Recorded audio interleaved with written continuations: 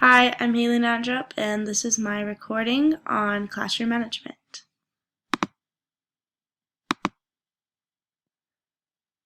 Some of my goals, so my goal is to have a well-managed classroom, and honestly I want to have an engaging classroom where the students are engaged and they're functioning well in the classroom to where I don't have too many distractions and I can limit it as possible. And I think that's just the goal of the day, is just to have a well-managed classroom where the students understand what they're doing and working fine in a productive way.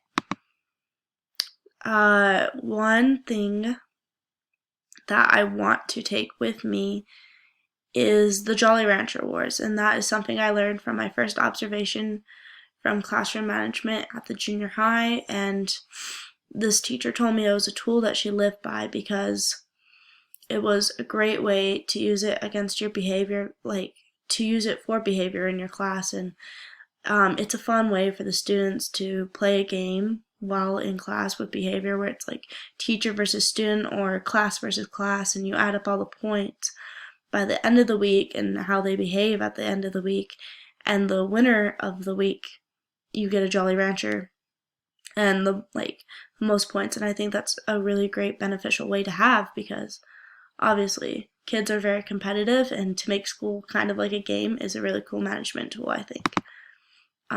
This is an example of what it is, and it just shows like the Jolly Ranchers, and you just have a bin and it's like $6 at the beginning of the year, and how like people make charts and then they add it up, and I think that's actually really cool to have for your classroom and in a fun, engaging way.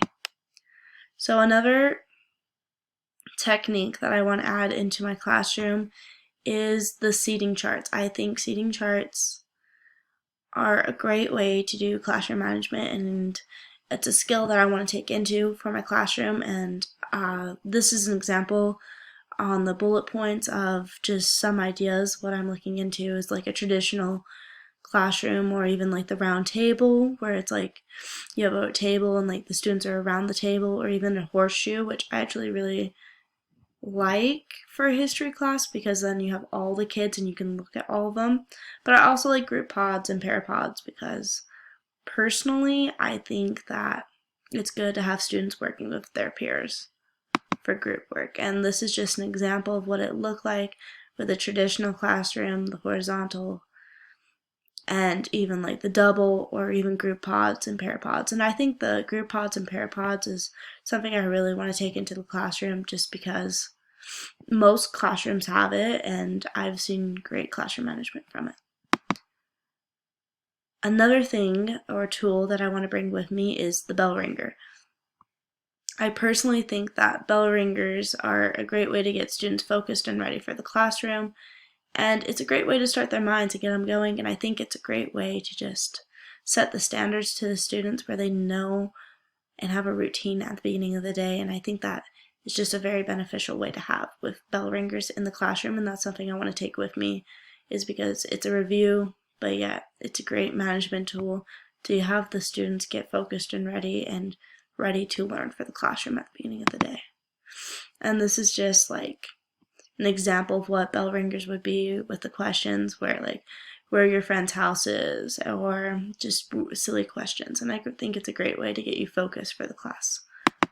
The next tool that I want to take with me is something that I found, and it was model what you see. And I remember from the video that we watched in a lot of our classroom management was where he said that the students don't just assume your expectations for the class. Like, you have to show them what your expectations are for the class.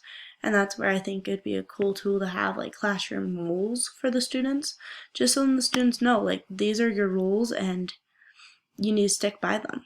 And this is kind of just a cute little example of what I want in my classroom, is to have the classroom rules set out for the students so they do understand like, hey, these are my expectations, and I understand you can't just assume it, but I am showing it and I will follow these rules with consistency.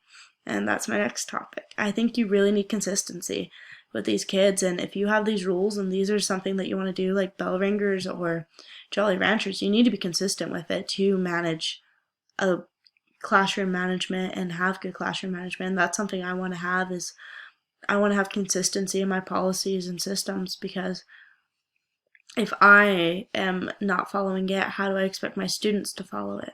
So, and this was a quote that I found where it said, classroom management is about one thing, and that's consistency. So in my conclusion, at the end of the day, I want to have a well-managed class, and I think like having the Jolly Rancher Wars is pretty much like how I want to handle my behavior in the classroom. And I think it's a fun, engaging way for the class to just have something to do and to work for. I also want to have seating charts because I think it handles the kids and the classes. It adds more structure into your classroom, and I think that's a great tool to have. I also really like bell ringers. I think that's something that most teachers should do, especially at the secondary level. I mean, it helps the students warm up their brain. It helps them get ready for class and get in that mental state to start the classroom. And I also think that students need to do something in the classroom. You need to model what you want from them. You can't just tell them what you want and just expect them to know it. So I think you really need to have a model of what you want from the students, and I think that it's a good tool to have. And last but not least, I think this is the most important one, is that you need to be consistent. If you're not consistent with what you want to do in your classroom, you can't expect your kids to do it. So I think consistency in your classroom is a great tool to have. Thank you.